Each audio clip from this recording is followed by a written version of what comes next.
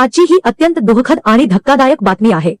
महाराष्ट्राचे उपमुख्यमंत्री, राष्ट्रवादी काँग्रेसचे ज्येष्ठ नेते अजित पवार यांचा 28 जानेवारी 2026 रोजी बारामती येथे झालेल्या विमान अपघातात मृत्यू झाला आहे।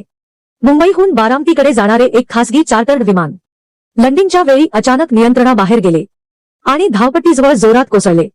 या भीषण अपघातात अजित पवार यांच्यासह पायलट आणि इतर सहकाऱ्यांचा दुर्दैवी मृत्यू झाला आहे। अपघातानंतर विमानाचे तुकडे तुकडे झाले, परिसरात धुराचे लोट पसरले आणि तातडीने बचावकार्य सुरू करण्यात आले। प्राथमिक माहितीनुसार विमान लँडिंग करत असताना तांत्रिक बिघाड किंवा संतुलन बिघडल्यामुळे हा अपघात झाल्याची शक्यता वर्तवली जात आहे, मात्र अधिकृत चौकशी अहवालाची प्रतीक्षा आहे। या घटनेमुळे संपूर्ण महाराष्ट्र हादरून गेला आहे। राजकीय नेते, कार्यकर्ते आणि सर्वसामान्य नागरिकांकडून तीव्र शोक व्यक्त केला जात आहे।